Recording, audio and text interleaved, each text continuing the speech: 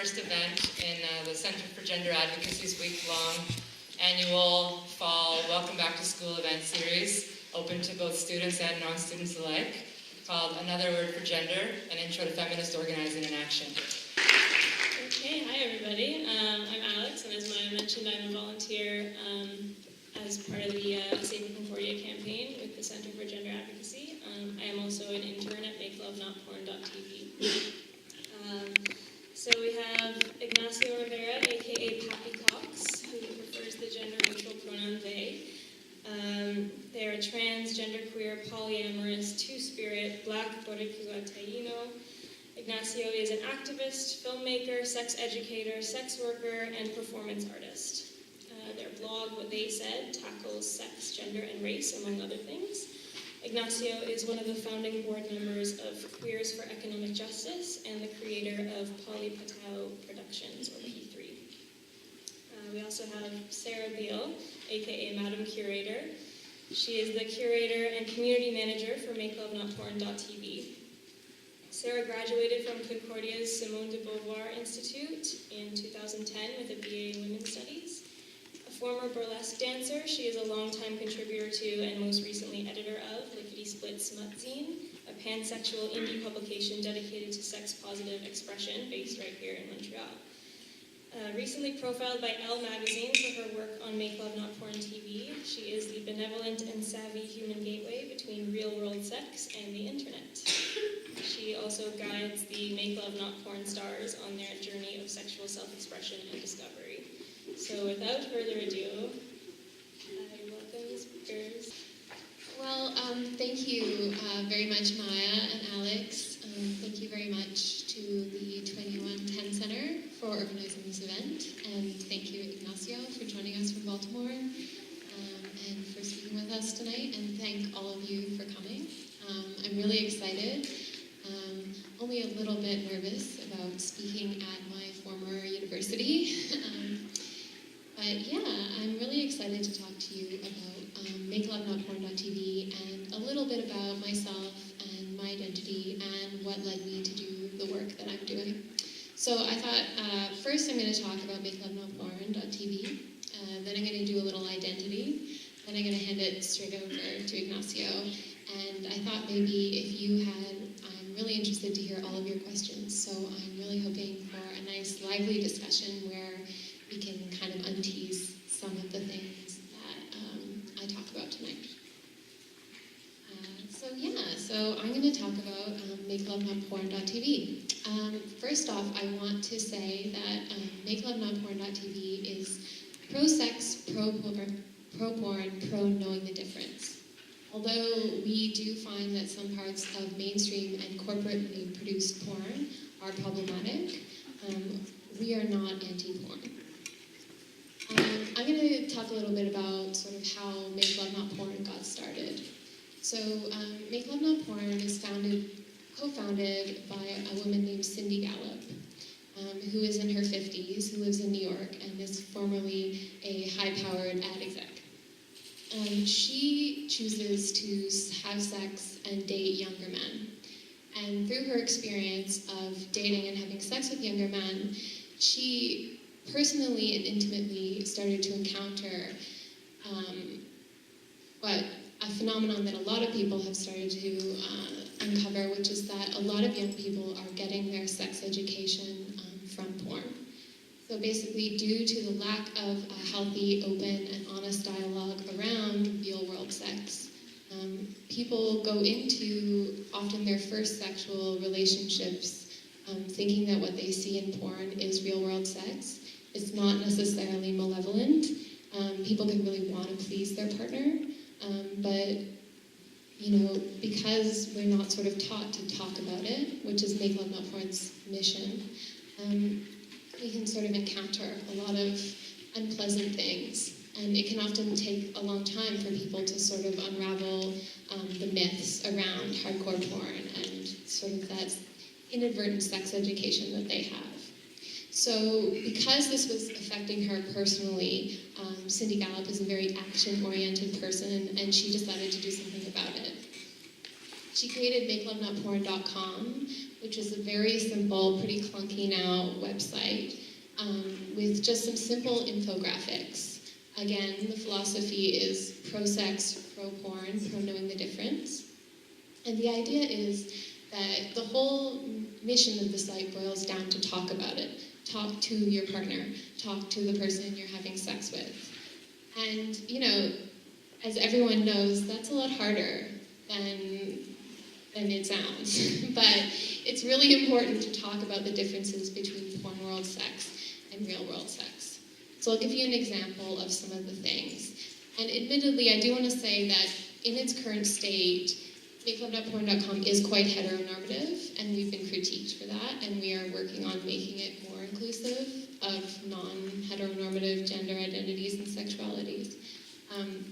But when it was first up, the infographics were porn world sex versus real world sex.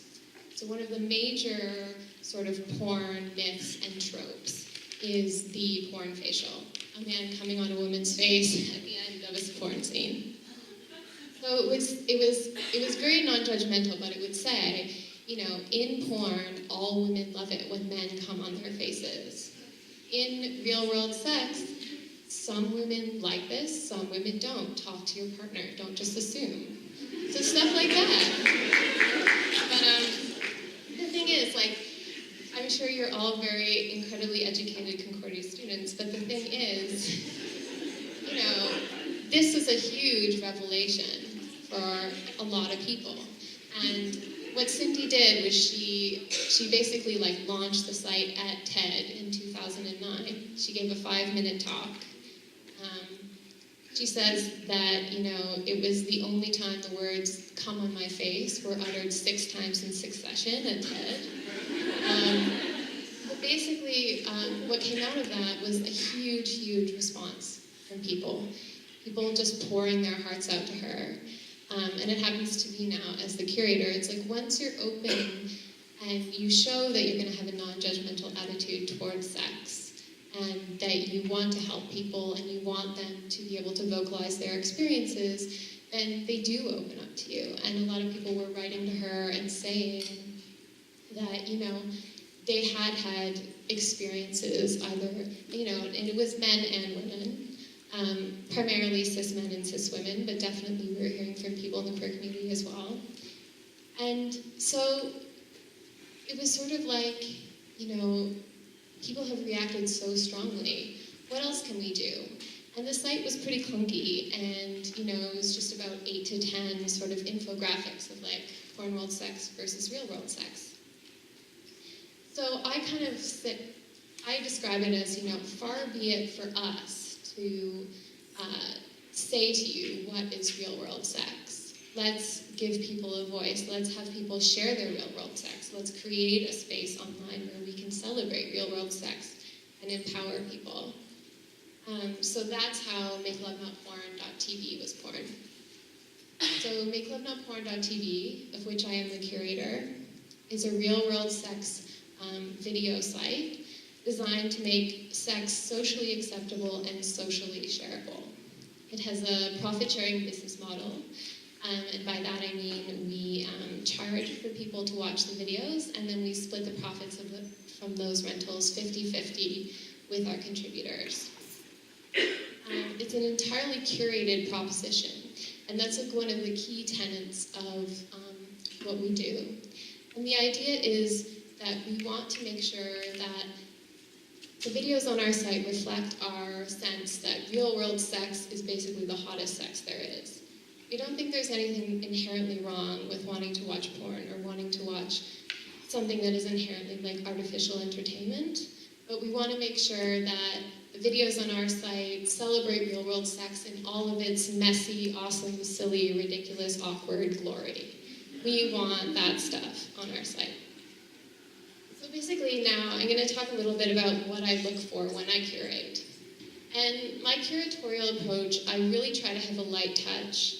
It's not about policing sexuality, it's really about celebrating sexuality.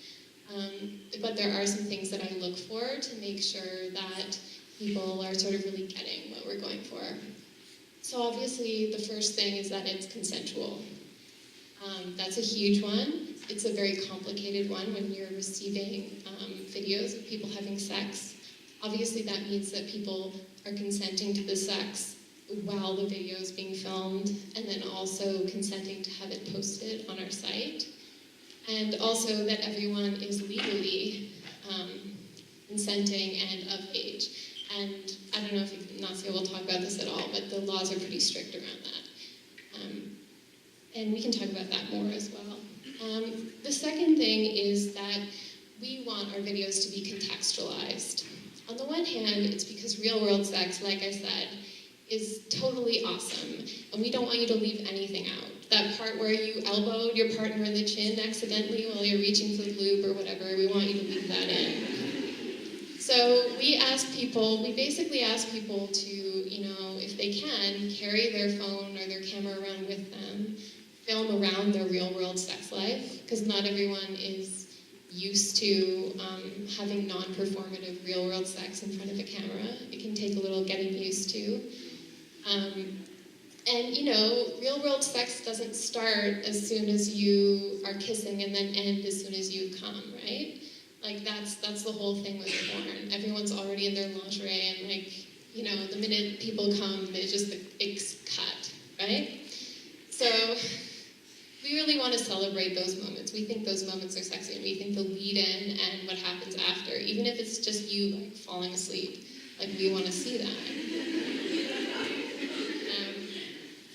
There are two other things. We ask people to provide a backstory. So this is sort of the opposite of the porn world play-by-play, hot, sexy, sled, sex, blah, blah, blah. No, what we want is, there's no formula, but we want people to say, this is my favorite part. This is me and my partner. We were lying around the house one afternoon, and one thing led to another, and luckily we managed to, turn the camera on and all of that. And then the final thing is that we ask people to do an intro video. And this is a really important thing, especially when people are new to the site. We really want to meet people where they are in terms of their vulnerability. And we understand that not everyone wants to show their face on camera, and we're actually totally fine with that. I think it's incredibly brave to share your real-world sex and to be as vulnerable as you can, especially if you're filming from start to finish with no editing. And as long as your video is contextualized and we know that this is taking place in a consensual context, then we're totally fine with that. But we do ask people to, if they're willing to, shoot an intro video where they talk to the camera and they talk about why they decided to get involved with Make Love Not Porn. The people who submit to our site, our Make Love Not Porn stars, are people who just really connect with our philosophy, and they want to celebrate real-world sex, and it's actually just an incredibly beautiful thing to see. People being so happy with their real-world sex lives. Maybe at one point they were not that happy with them. And, we don't just have couples, we have all kinds of different arrangements. But, it's these people now, they're at a place sexually where they really want to share, and they feel like other people can also have great sex the way that they do. And so we want them to share that as well. And then finally, I look for basically just that the videos are porn cliche free. So it's not necessarily, again, it's not about policing sexuality. So I keep coming back to this example, but it's the most obvious one, the facial. If that is what you really like, then that is totally fine. But I want you to tell me why you like it, and I want you to just, embody your own sexuality, stand up for what you like. But don't, especially if it's a porn cliche, contextualize it so people know that you're not just doing it because you're sort of replicating something. Okay, so that's sort of my curation philosophy. Another way that Make Love Not Porn is different, it sort of aims to be different from, say, porn sites or tube sites, is our sort of design philosophy. So the design philosophy of MakeLoveNotPorn.tv is sort of that everything on our site is safe for work, aside from the videos and the trailers or intro videos. So the whole idea is that maybe it's visually and aesthetically pleasing, and So long as you're not actually watching a video, you could be like on MakeLoveNotPorn.tv on an airplane, and you wouldn't have to slam your laptop shut if somebody walked by. The other thing is sort of the language that we're using. And this is something that is coming organically out of the process. It's definitely a process for us, and we're very much just at the beginning. I don't want to make it sound like our practices are completely set in stone and, we feel like we've accomplished this space for real-world sex and that's it. It's just definitely something that's still in development and still very young. But in terms of language, we really wanted to get away from porn language, typical stuff. Some stuff is descriptive and you're like this video has anal and maybe somebody really wants to see anal, but how can I say that, in a way that sort of it's a little different from what you're seeing in porn. So we have 2 words for anal. One is backdoor, and one is ow, ow, ow, hey now. We also have other tags like strapped on, romping, playful. We have a tag that's really dear to us called condom hot, which is all about people having super hot, safe sex and using condoms, basically showing off their condom skills, like showing how, we need to see more real-world sex videos and porn videos with people using condoms. Another one I really like is our tag soft serve. And this is defined by our UX designer, Uni. And it's a term that describes a penis that isn't hard but is still awesome in the extreme. So, that's another example of sort of like how we're trying to, develop our own language, and eventually we hope that people really will sort of start to use that. I wanted to share with you a bit of feedback we got from a cis male friend of ours when we had a very early screening of some of our videos. And what he said to us was that porn makes me want to jerk off. Your videos make me want to have sex with my girlfriend. And I think that exactly. And we are like totally fine with being like, wanking material. Like we want people to jerk off and get themselves off and chill off and whatever to our videos. But I think that speaks to something that's like a little intangible and we're still sort of identifying. But it is that seeing people have real-world sex, seeing maybe something that you do in your real life reflected back at you, or just seeing 2 people, regardless of how casual or serious their relationship is, or even what they're doing. Like, I found some of the kinkiest videos we have on our site are some of the most endearing things. Like, they're hot, but I'm also sitting there going like, oh, that's so sweet, and somebody's like tied up, But it's like, it's just, sometimes it is hard to watch. Like our experience designer has said, sometimes I find it hard to watch because it gets me right here. Like, it's hot, but it challenges you. It challenges you to see the people that you're watching having sex as people. And you connect with it in a much deeper way. And finally, I want to talk a little bit about like diversity on our site. So real-world sex is whatever you want it to be. Again, it goes back to far be it for us to say what is real-world sex. We want you to show us what real-world sex is. And as one of our Make Love Not Porn stars said, real-world sex is an equation that can never be solved. Like, there are infinite answers to what that is, and at no time will we ever have the definitive collection of what is real-world sex. But ever since our inception, and since I started seeding the platform with content 3 years ago, we've always been really bent on having as diverse an array of content as possible. And while right now we do have some people of color and some genderqueer people and some people in the LGBTQ spectrum, we really want people to be aware that we welcome people in various communities, and we really want to know how we can make our site more accessible to you. I know it's not enough sometimes to say, you know, we're welcoming, why aren't you here? So I'm completely open to people talking to me after or whatever, writing me so that we can continue that dialogue. I also wanted to say that one thing that I really love that we have on makelovenoporn.tv is we have real-world porn stars on our site. So that's the thing. Who knows better what's constructed about porn and what's not, and the differences between porn world sex and real world sex and real world porn stars, right? And of course they also know about the tensions, and maybe sometimes it's not that different or whatever. But that's something that I really love. We have a lot of friends in the porn industry and people who shoot with their partners off camera when they're not working and share their real world sex. And that's a super awesome thing. Oh yeah, and I just wanted to say that, you know, we have people who are quite young, we have people who are quite old. I recently received a video from a couple in their 70s using a sex swing. That was pretty amazing.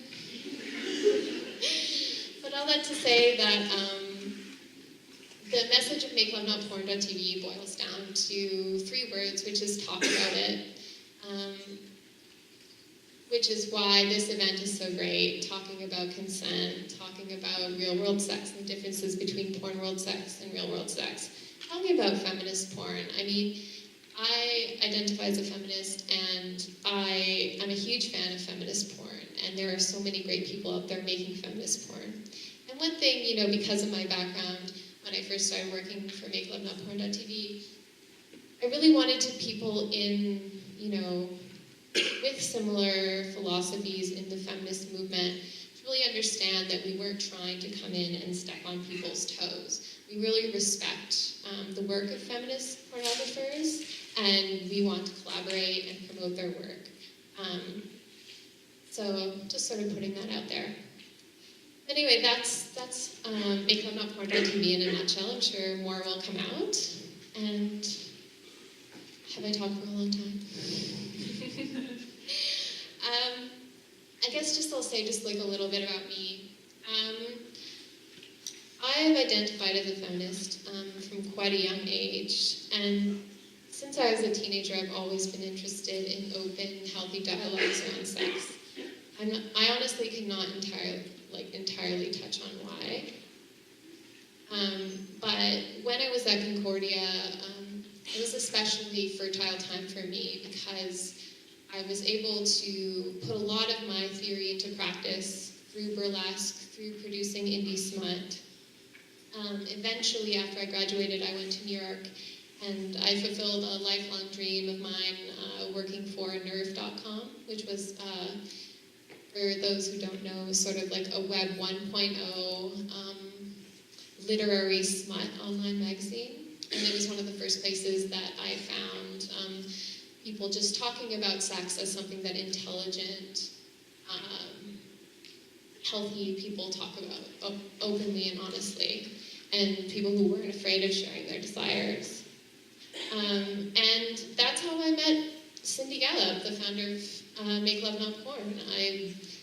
I brought over my zines one day, showed her some smut shoots that I had done, and told her she needed a curator for her website, and she hired me. So,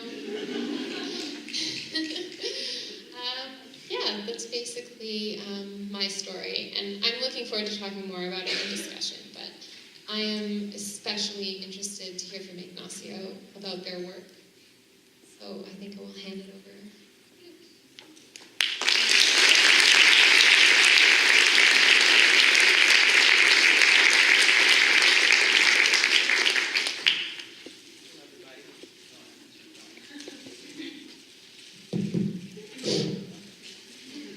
I always hate talking into a mic as a performance artist because I feel like it keeps you stuck in one place, and I feel like I have a big dick near my mouth. So. Which is not a bad thing, but you just stay focused on the... Okay, so I'm really happy to be here. Thank you. I'd like to what you say. They had sent us a couple of questions and said to think about these questions so that, I could talk a little bit about them, but hopefully it could be elaborated more with the Q&A. So some of the questions were like, how did you become involved in porn? And talking about like race and gender kind of politics within porn, and delving into that, what feminist porn really is, and what does consent look like. So I'm gonna try to touch some of those things. I got some notes on my phone. So, but first off, like, how did I get into porn? And so that was really interesting. Porn was at, I guess, a long line of like sex worker, erotic industry things that I had done. But to tell that story, I have to tell the first story, which is I was a young parent, independent parent. I had my child when I was 18 years old. She's 24 now. And suffice it to say, we weren't welfare, we were poor and struggling. And not only being poor, but I was trying to be a different kind of parent, because being poor does not indicate that you are a bad parent. I was trying to have a better connection with my child and spend enough time with her, and all the while going to school and working 3 jobs. So I needed to find a way to make some money so that I could be able to spend more time with my daughter, do the creative work that I wanted to do the self-care that I desperately needed. And so sex work really afforded that for me. And so it really started one day because a friend of mine, I was complaining yet again about how I didn't have money or time. And a friend of mine said that she had done a prostate massage and got paid $100. And I was like, really? And at that time, I was not the person that I am today, knowing the things that I know about the body and sex. I was like, really? How did you learn how to do that? She's like, I looked online and I read some shit. And, some guy called me, and I've been doing prostate massages for him for a while, but now I got more clients and I can't take care of him. So do you want to do it? And I was like, yeah. I told her. She says, well, he pays more if you're naked. So it was like a naked massage, prostate massaging thing. So back in the day, you can't do this anymore in New York. Back in the day, you didn't have to have a license in this one particular massage place, so you could actually go in and say, oh, I'm a masseuse or a massage therapist. I have a client coming in, and you can go into the room and do what you need to do. These days, they've cracked down on that shit, so you have to present your, thing with you so that no, hanky panky's going on. But anyway, I was terrified. I put my finger in someone's ass before, but I just never really looked for a prostate or anything. So there I am, he comes in, I get naked, and I start doing a massage, thinking about what I've seen people do, and then finally I end with, sticking my finger in his ass. And it was actually fantastic. I milked his prostate. He was able to, produce semen, and it came out, and I was just like, wow, I was kind of hooked with that. And I got an easy $150 for doing that. So that became my first kind of sex work, and it really helped me a lot. And I enjoyed it. I actually enjoyed it. The guys weren't touching me. I was doing all the touching, and that was that. And after that, I did a little dancing, which I really didn't dance at all. I just was there naked and masturbating and fucking myself on. So basically, I'm in a box, in a glass. They can't touch me. They put money in. They get on the phone, talk dirty to me. So that was cool because they didn't touch me, and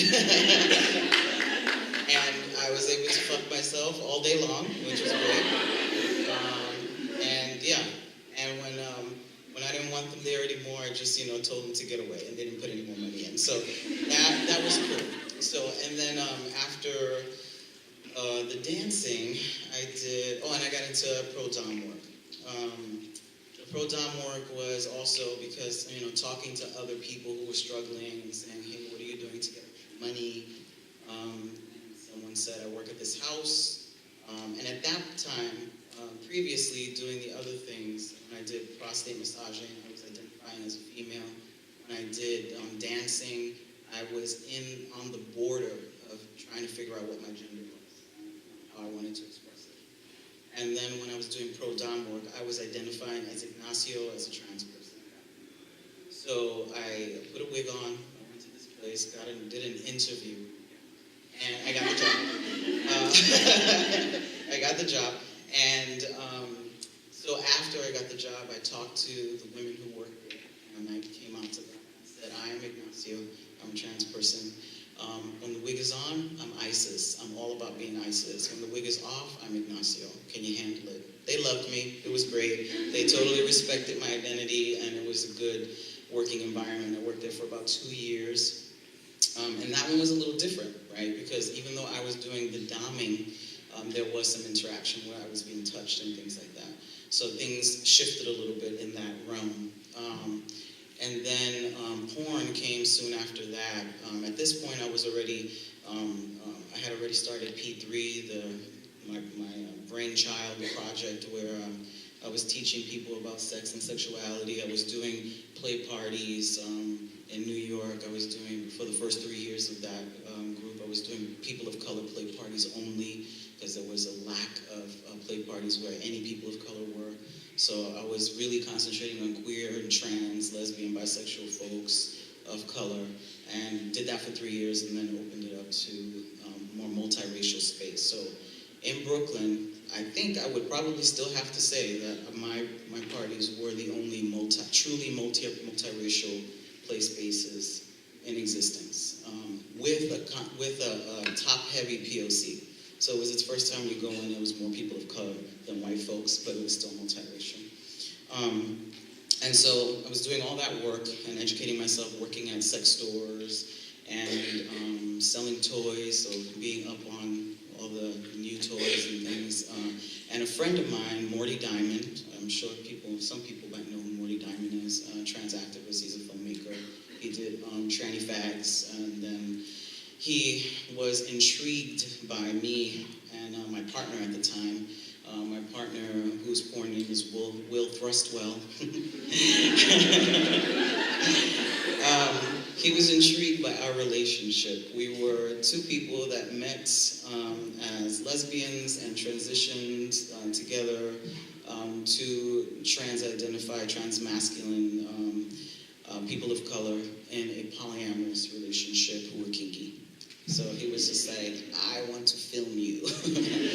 So he's like, we could do like a docu-porn where we just follow you around, ask you some questions, and then maybe do a couple of really hot scenes. And so I was like, sure, great. And I really had no idea what an impact that video was going to have. It truly shifted things for me in the work that I was doing, because I mean, it was fun doing it, because I love to have sex, and I'm a voyeur, and I'm also an exhibitionist, so that was great to experience. And when it came out, we did a lot of viewings and panels, and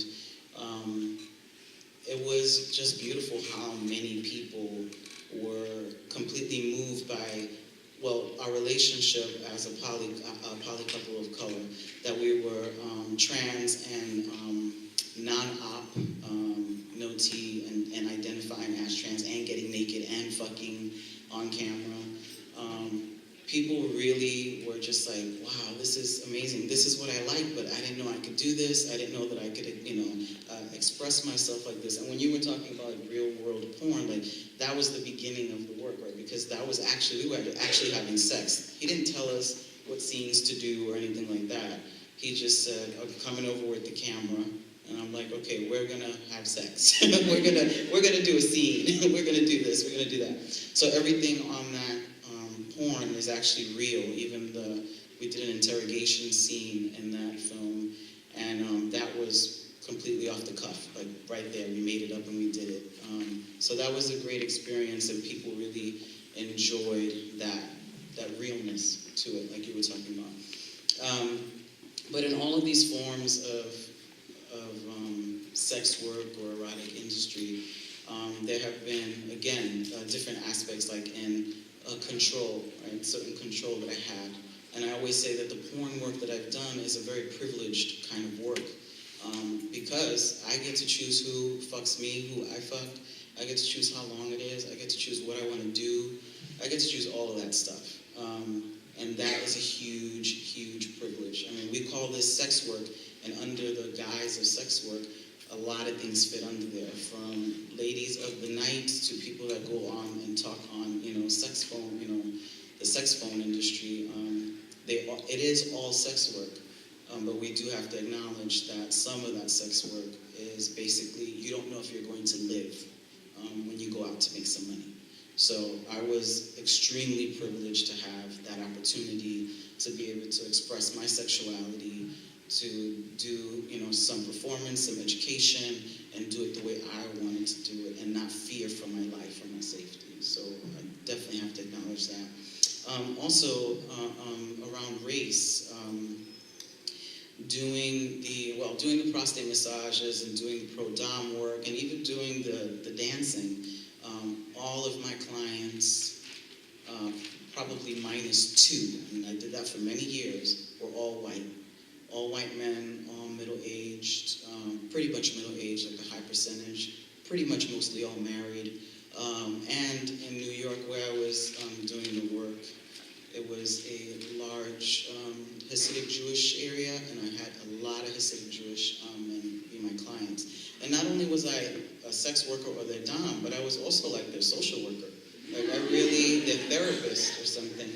And even though the work was hard and definitely, challenging in the ways of my gender and my race, I have to say, it was meaningful work to me. I truly enjoyed doing the pro-dom work. I truly enjoyed the men that actually had such a strong desire, knew what they wanted, came in to ask me and got it, loved it. I think that's a beautiful thing. I know exactly what my kink is. I can't do it with my wife. I can't do it with my girlfriend. I'm afraid, I'm ashamed, but I'm going to tell you what I want. Can you do this with me? I loved it. So I was definitely providing a service for them. And also, I was building a relationship with them of some sorts, talking with them, and pushing them further in their sexuality. So even though they were paying for it, they were definitely getting something out of it, and I felt like I was getting something out of it as well. But working in the pro-dom world, there were probably, I think there were probably like 4 people of color who worked there, and about double the white women. And in order to sell the women of color, it always had to be racialized. It was always a racialized thing. So, and we see this dynamic in porn as well.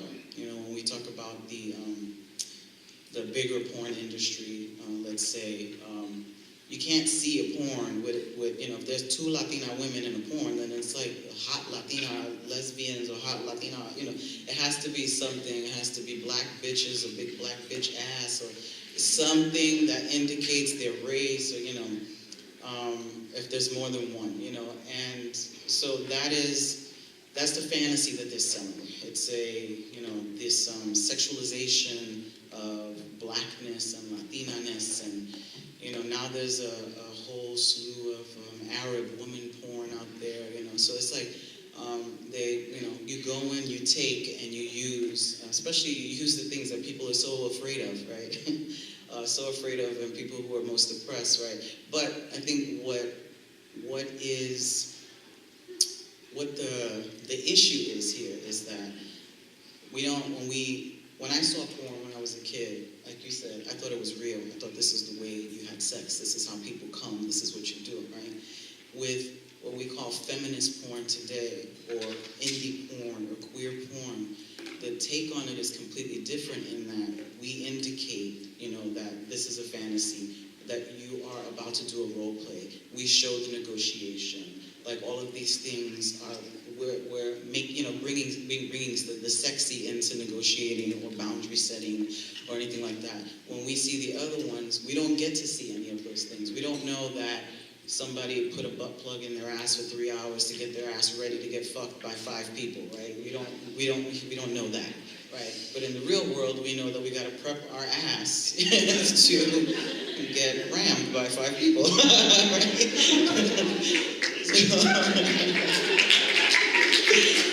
So I think that is a difference. I don't think the fantasy per se is a bad thing. I think that these things can coexist, right? Because there obviously is an industry for it. It is a huge industry, right? And when I think about specifically like trans women, the trans women porn that's out there, chicks with dicks, you know, there's all types of names for trans women who are, you know, no-op trans women. And for me personally, I fucking hate it. I hate it. I think it's disgusting.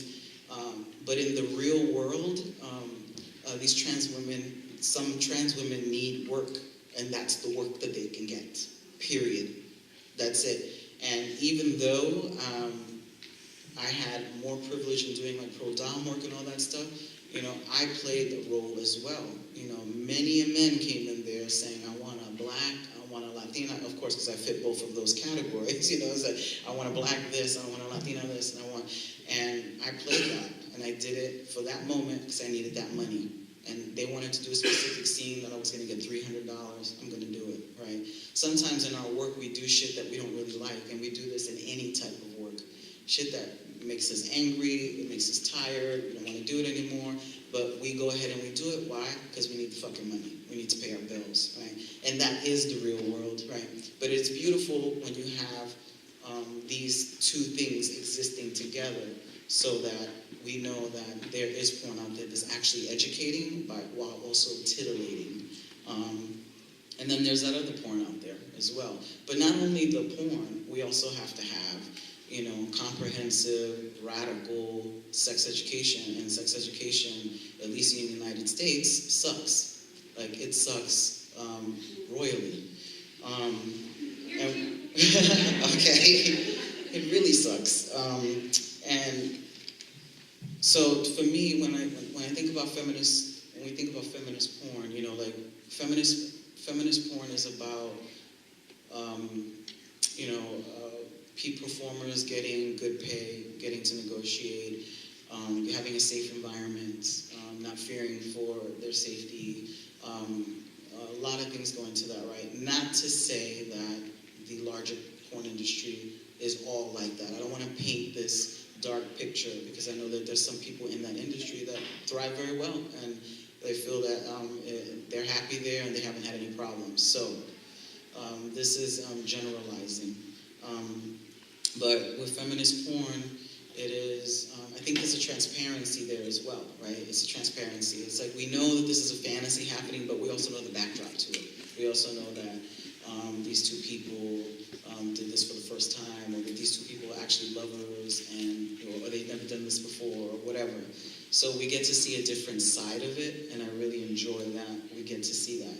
On top of that, we get to see all these different types of bodies, which is fantastic. In indie porn, in queer porn, feminist porn, we get to see bodies that we don't get to see in mainstream porn, let's be real.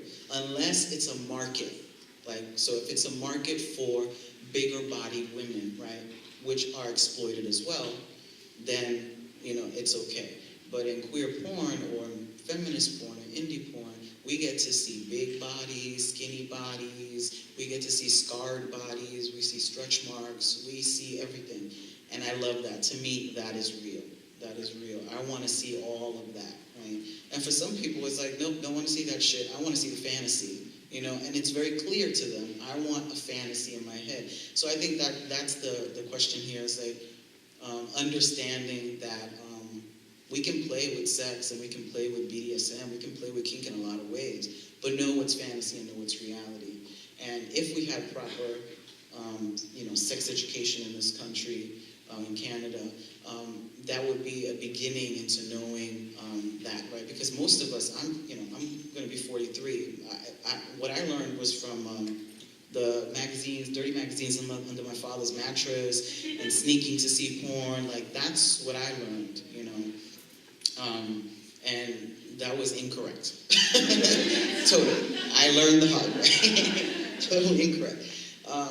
But also, talk about as well we say feminist porn, but it's also like very political to me as well, like in a larger context. In that, when I say the sex education is horrible, right? Not a lot of people know this, but through the welfare reform of 1996 was directly linked to the shifting of sex education in the public school systems, right? And how that happened was that there are monies that, there's charitable choice, we'll try talking about that, and then the welfare reform in terms of, they changed the policy so that if people wanted to get money through certain charities, they could not teach sex education, they had to teach abstinence. They could not give condoms out anymore. If they gave a condom out, they would lose the funding, right? So through welfare reform and through charitable choice, they gave $500 billion to teach abstinence. Not only that, but it created the the fatherhood program, which the healthy fatherhood program, I think it is, and it sounds nice, right? It's like, oh, we're creating healthy fathers, that's so cool. But no, it really, it's really a heteronormative project, and also a project that doesn't allow poor women to leave the men that they don't want to be with, right? Because they have to depend on them. So basically, we're creating a system where they were trying to wean women off of welfare and get them back to the men that they had children with. And so in some states, they actually paid money to women who stood married to their husband. Every year they would get a chunk of money. So think of the ramifications of that in terms of domestic violence and all these things, right? Poverty, staying somewhere where you shouldn't. So through welfare reform, a lot of policies kind of passed that really pushed the agenda of heteronormativity and not talking about sex at all. So a lot of schools lost that.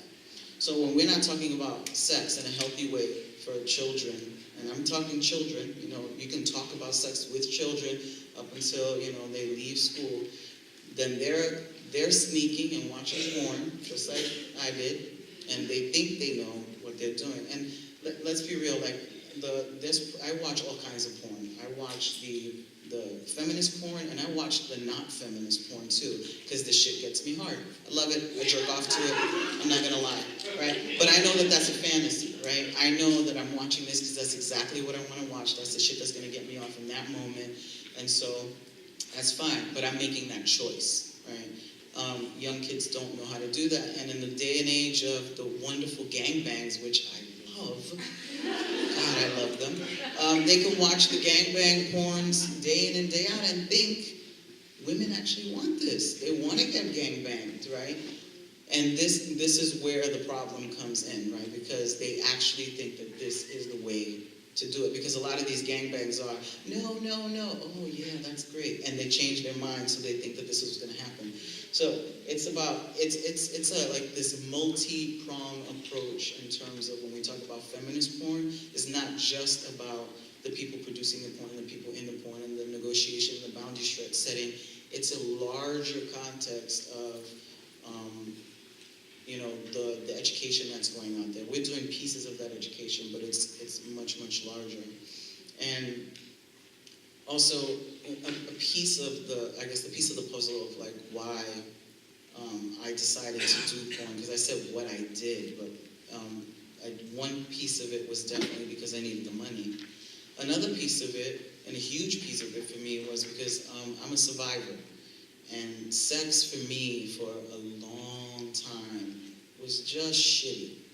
It was just shitty. I didn't know what the hell I was doing, and I really wasn't in it, and things that were happening were just happening to me. I was, and really, when I was doing these things, I was acting out something that I saw on TV and being very dramatical about it and shit, this is what they do on TV, this is how you fall in love, and this is what you do.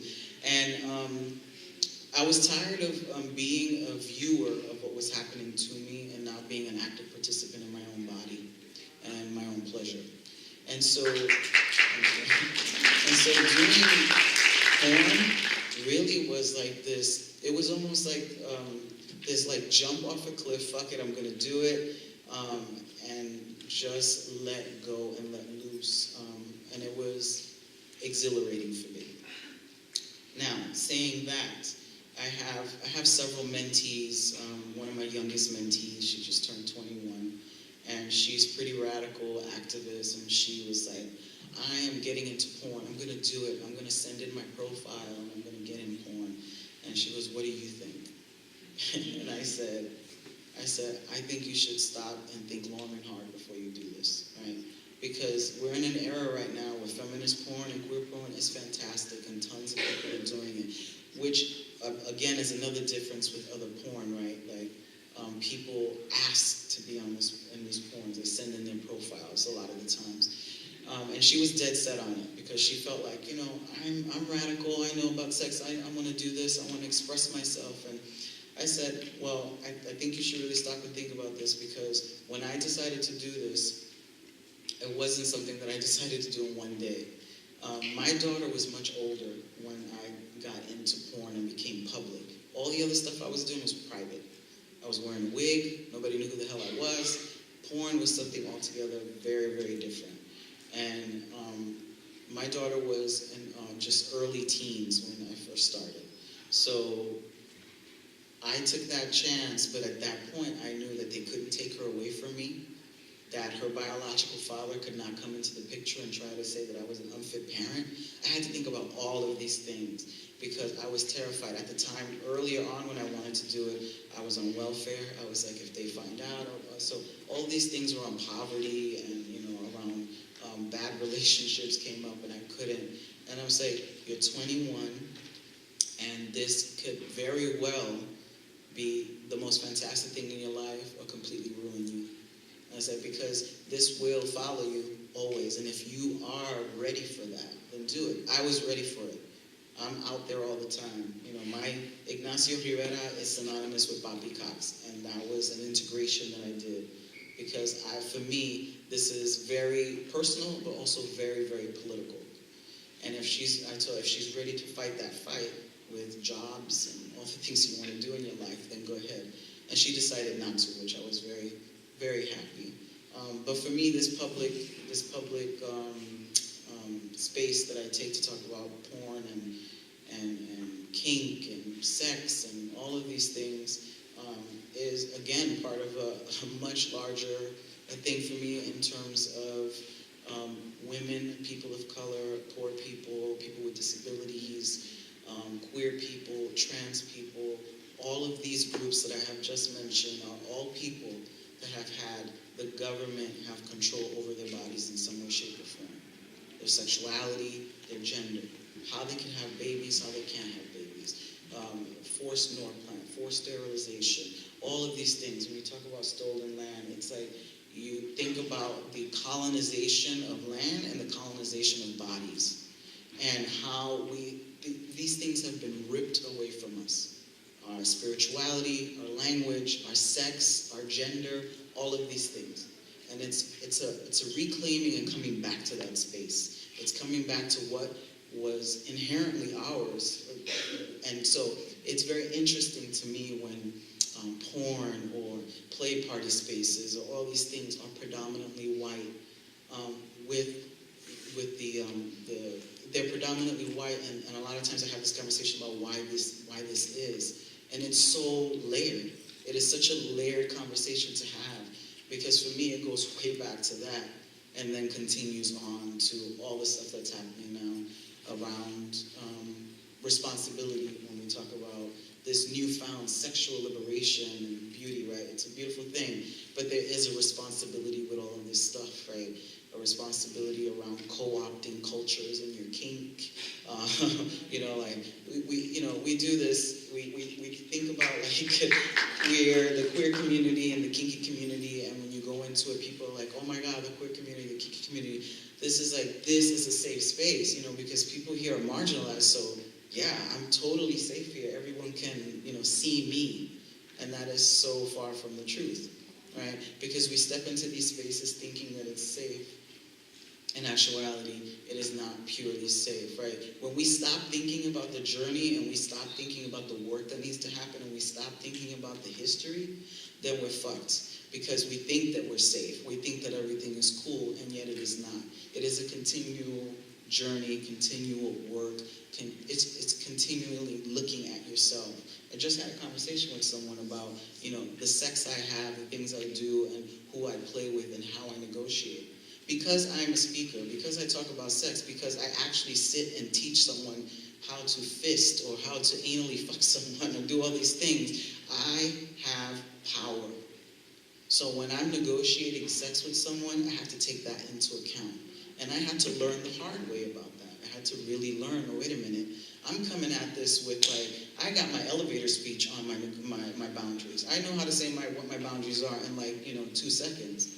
But you ask somebody, what do you want? Or what don't you want? And people are like, I don't know, whatever you want. That's power right there. And I have to be very careful about how I use that power. Am I going to negotiate with this person that has absolutely no idea what they want? Or are we going to be real and negotiate, something else, right? So it's about thinking about how you hold any kind of power, how you transfer that into your intimacy, your sex, your kink, knowing where you are, knowing who's not there, why they're not there. It's a constant thinking, when people think this is just like the, hippie, it's like sex and love and beautiful and awesome, oh my God, it could be like that. I think it could be that way, especially within your chosen family networks, yeah. But it just goes beyond the conversation. This is the porn event, but the conversation just gets broader and broader to even the space that we have, feminist porn, that we have a kind of porn, that we have that, and it ripples out to so many other things. I didn't even look at my notes once, and I probably just went all off on what I was trying to say. Let's see if I missed anything, and if I'm going over time. Okay, because I'm going on a rant here.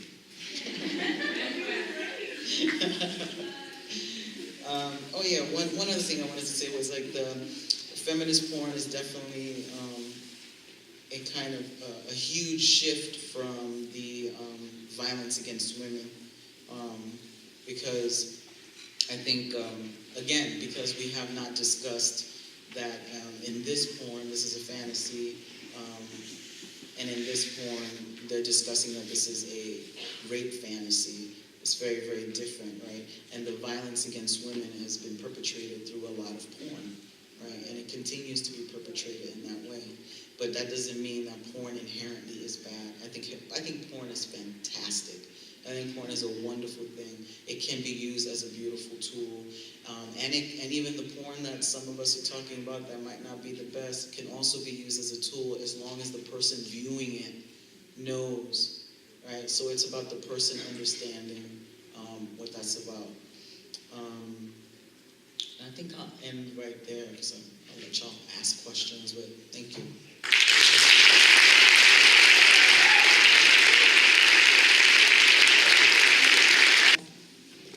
Hi guys, thanks so much. That was amazing. I guess I'll ask both of you, in terms of how your work has affected your personal life, was there a moment where you were doubting what you were doing and were questioning whether what you were doing was the right decision, and then also a moment that kind of reassured you, like a moment or an instance, I guess, where you were reassured that what you were doing was the right thing for you?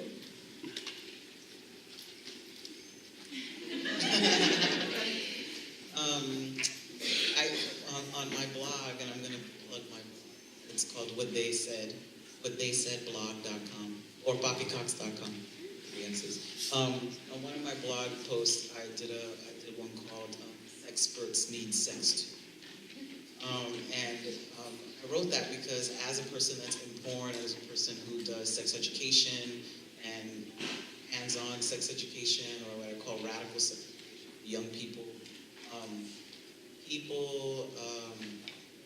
are either highly intimidated by me, put me up on a fucking pedestal, which I hate, or like see me as untouchable in some way. So a lot of times people think I am living it up and fucking and having a good old time, and sometimes there are months when there's nothing, like nothing. No fucking sex whatsoever, because it's like I teach it all the time, or I'm in it doing it, and then people kind of see you in a certain way, right? Sometimes they see you as I'm Papi Coxxx, and yeah, that's a part of me, but that's all they see, right? And I don't think I've ever thought, oh man, I should not do this. I kind of just went head in first, and I get affirmation for the work that I do every day, and I love it. I get emails from people saying thank you because they never saw this, so they learned that. Or every time I get an email from someone, it just says, "This is why I'm doing it. This is exactly what I want. I want people to know that that they can do this, that it exists, that you can have a sex life, that you can be kinky, you can be this, you can be that, you can negotiate, it can be hot, all that stuff. But once something pretty bad happened because, not because I was in porn, but because people are assholes. So I had a pretty good job, actually, and I got fired from it because they found out that I was in porn. I'm not going to say who it is and everything, but I sued their asses and they had to pay.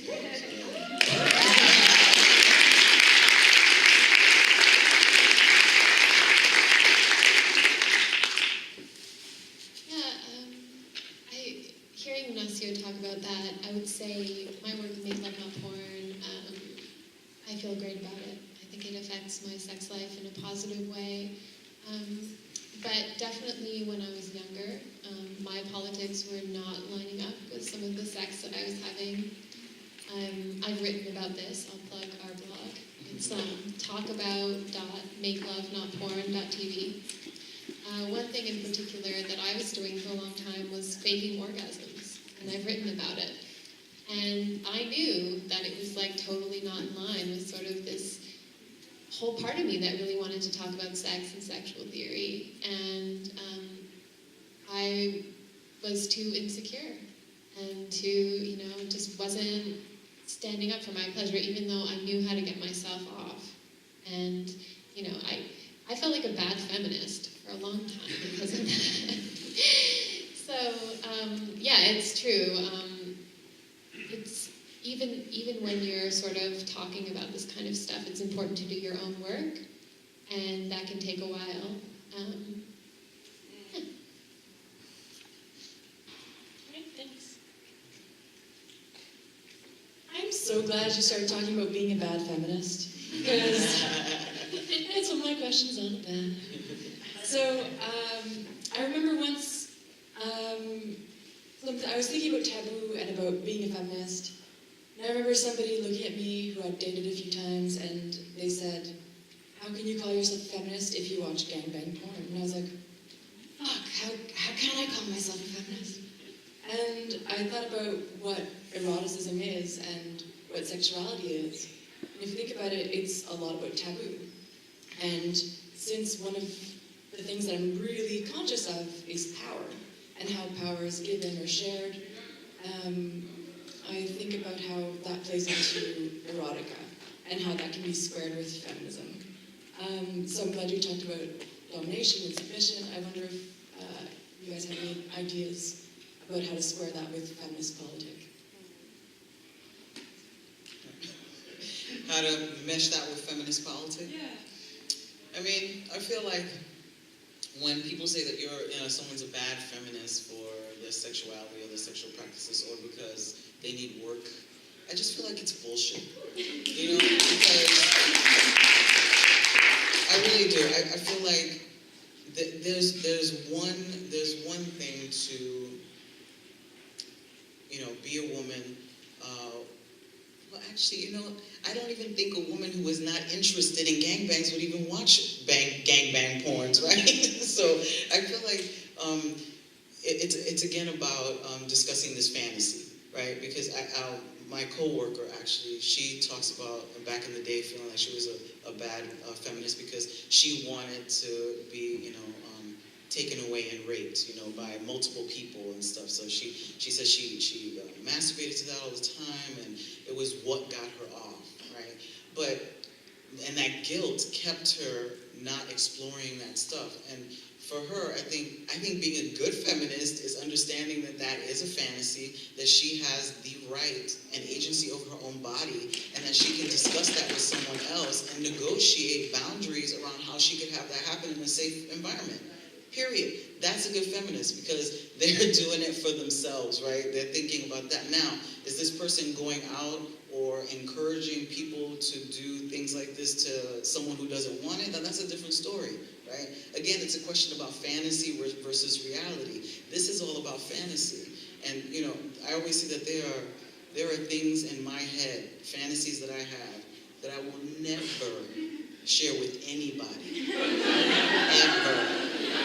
Because I'd probably be thrown in jail, right? But I know that it's in my head. It's my fantasy. It's what gets me off, right? It's what we think. And if you find a person that is down with that fantasy and wants to explore that with you, then so be it. I think that we are afraid of, but this is a good example about not leaving our politics at the door, right? When we do sex, right?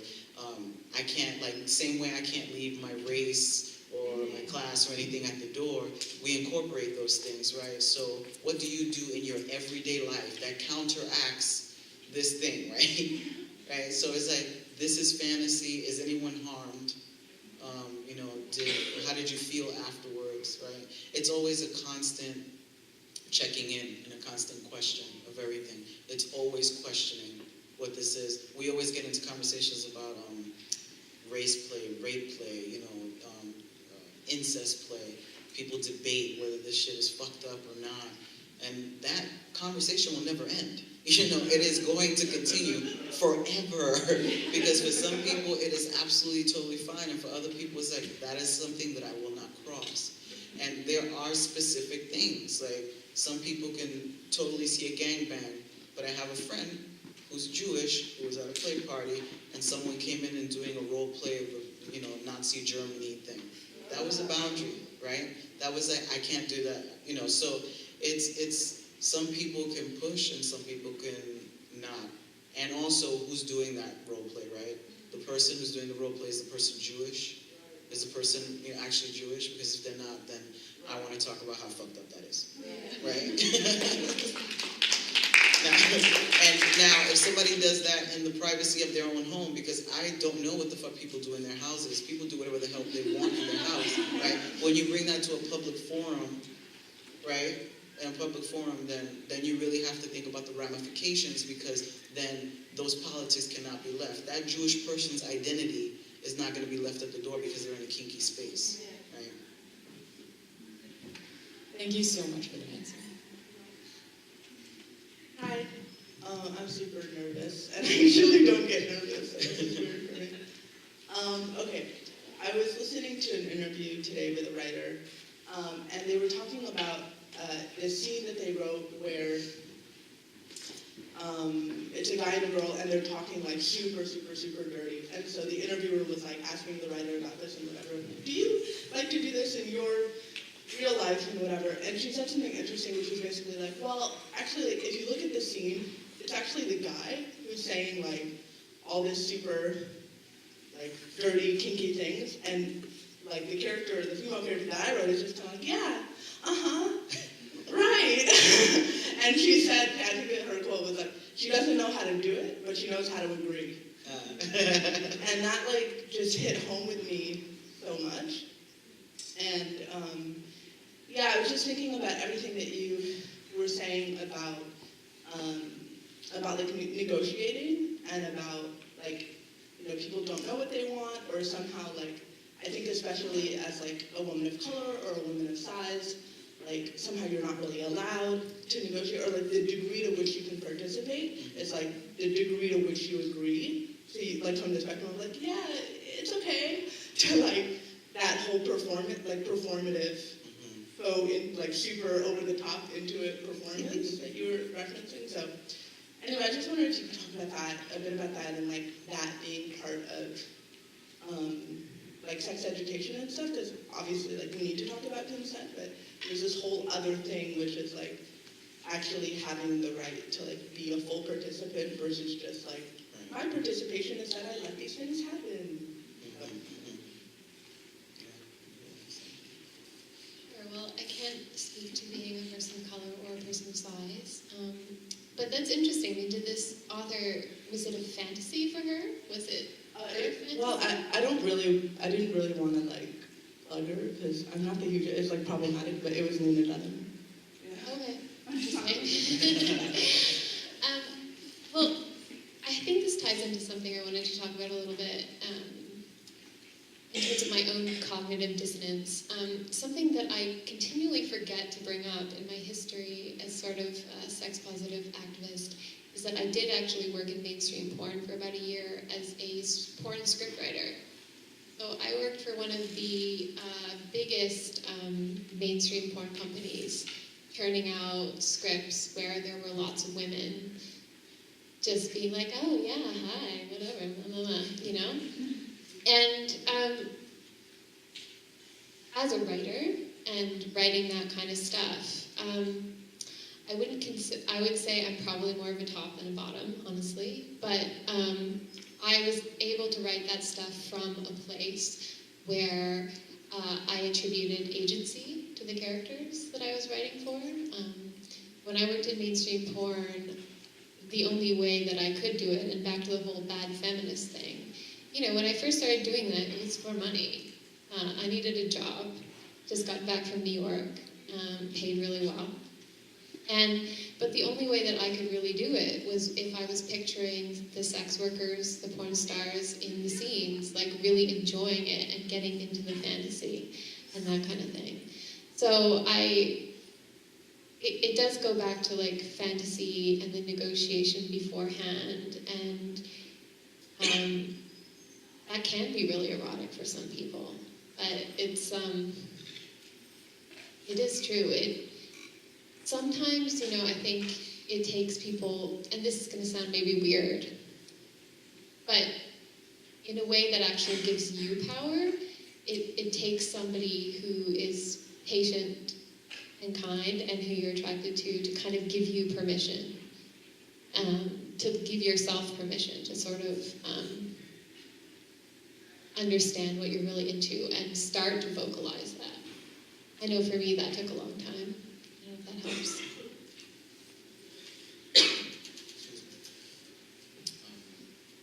No, I'm trying to remember. Excuse me. Your question was? I guess one of the things, I won't repeat myself, but just when you thought it was like just the idea of the difference between gratitude and entitlement. And I think a lot of times, like, I've been told that I should be grateful that, like, you know, someone's attracted to me and be grateful and like go with it, as opposed to like really feeling entitled to be like, no, like I'm a full participant in this and like this is how it's gonna go down. Right. Like just as a person, I don't even like, and you know, or I don't know, but then like somehow if you express that, now you're a dominatrix. Like why can't I just be a full person? It's like in a partnership in this anyway. Yeah, I think too. It's about, you know, like again, we say consent. And consent can look very different for many different people. And a lot of times when I do these talks, we say consent, but we don't get into what that actually looks like. Yeah, like I said, consent could be, having a cup of coffee with someone and talking about what you want and deciding it there. Or consent can actually happen in the midst of what you're doing. Consent can be done, through writing, verbally, non-verbally. Like, there's a lot of different ways to do it. But I think connected to what you're saying about like entitlement and stuff like that, it's definitely, I feel, of course, about power, because the way we've learned about sex, about who holds power, right? It could be who holds power, the man or the top, or, there's a slew of like different people who hold this type of power. And then the other person kind of just has to go along. And in reality, if you are supposed to actually, negotiate and actually consent, then my belief, I don't know if other people agree with this, but my belief is that you come at it as equal people, and you consent, and then you can decide who's going to be the top, who's going to be the bottom, and what's going to happen. Like, when you come at a person very equally. But even before then, I think what lacks in negotiating or consenting is that people have not done the work by themselves. Right. So you can't, and I think that's very much associated with trying to find your sexuality via another person. Right. You have to find out within yourself. And I'm constantly telling people, like, and this sounds all woo-woo and all this shit, but I'm telling you, you fucking masturbate, jerk off, get a mirror, put it in front of you, look at how your shit works, look at how your junk moves. Like, you have to know your own body, how it functions. You turn your own self on with your own body. Because if you're not comfortable in your own skin, and not to say, I'm not trying to say that you're going to get to a point that, oh my God, I am so happy with every inch of my body and I can have sex with anybody. Because that's not true. Because everybody has a problem with their body. Everybody. I don't care how fine you are. Everybody has something that, oh my God, I wish this didn't look that way. Or I wish I could gain more. I could lose more. Everybody has a problem with that. But constant work. But if you do that work, you get comfortable in your own skin. You know how to make yourself come. You know how to make yourself feel good. And as you learn what you like, you can communicate that. I always say, do your own homework. Like, really, even if you're watching porn, like right now, would I do that? Would I and put it in the fantasy section or the actually I want to do it section, right? It's like, would I want to or maybe. It's the yes, no, maybe list, the infamous yes, no, maybe list. It's that, yes, I would do that. Hell no, I won't do that. Maybe I need to learn a little bit about that. I need to talk to somebody about that. And another thing that I always advocate for, some people think it's crazy, but I am a firm believer that you should have sex with your friends. Because your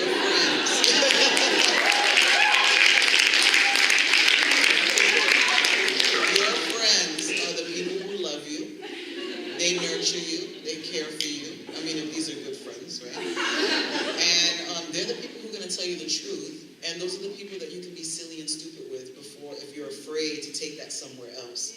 So I probably have sex with all of my friends. And when I'm in a drought and I'm not having sex, I call on my friends to please me, right? So this is good. I think, that's an avenue to take because sometimes you don't want to try this out on a new person, right? Either you work on your own and then go out, or you talk to your friends and say, look, I'm interested in flogging. I've never done it before. You want to try it with me? So that person can tell you, oh, a little to the left, a little to the right. Oh, it feels good. Oh, that's great. It's like a mentorship, sexual program. Thank you for the very specific advice. That was helpful.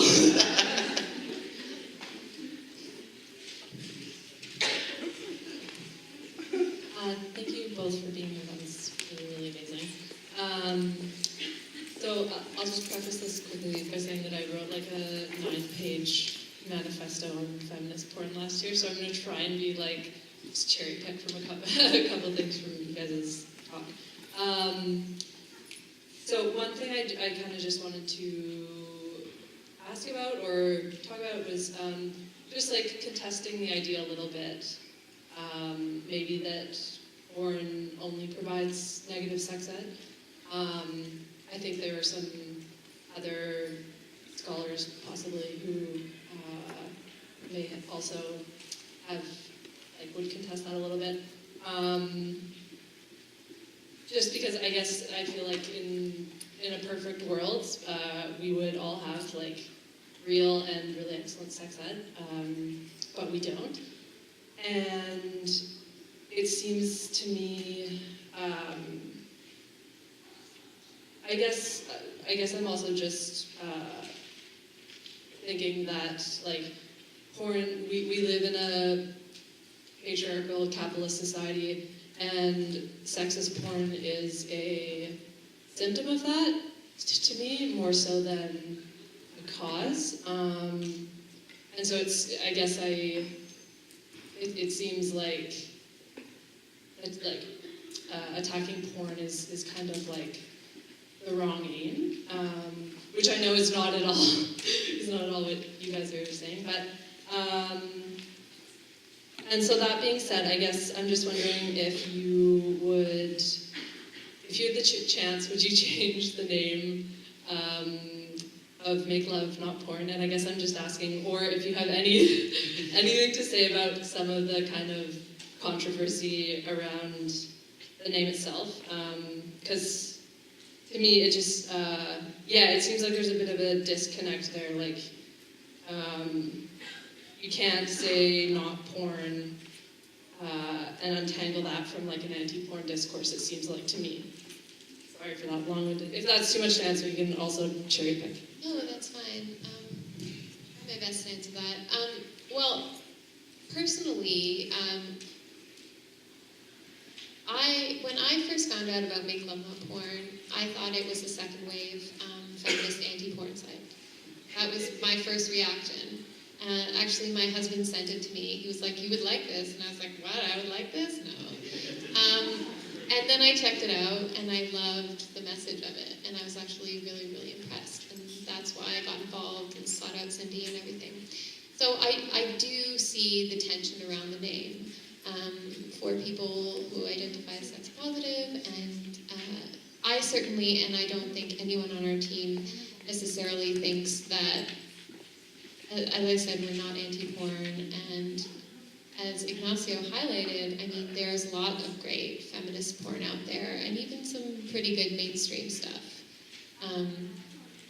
Working as a porn scriptwriter was like a crash course in porn for me.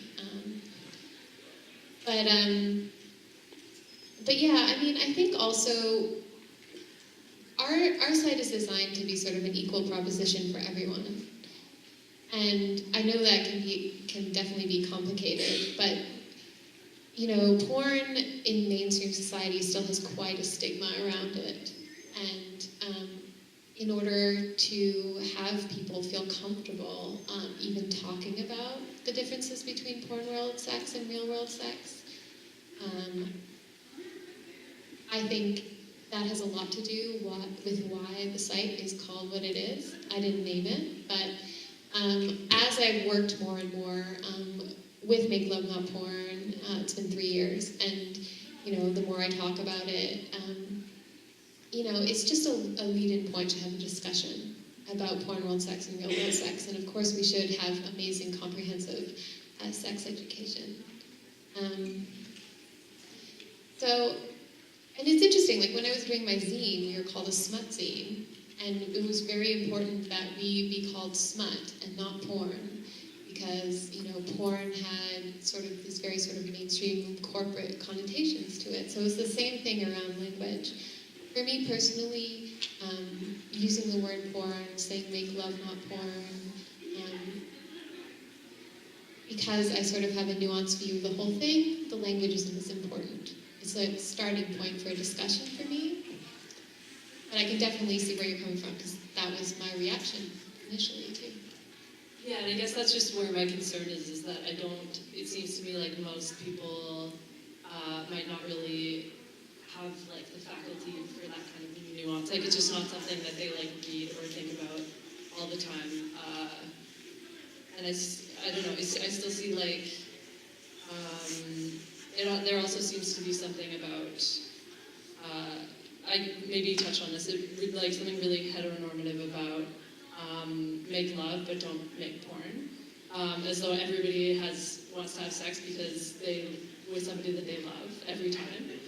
And anyways, thank you For sure. I mean, I think it's fair. I think to have that initial reaction is totally fair. I mean, I do want to point out that we're not about making love and like soft lights and music and Vaseline on the lens or whatever.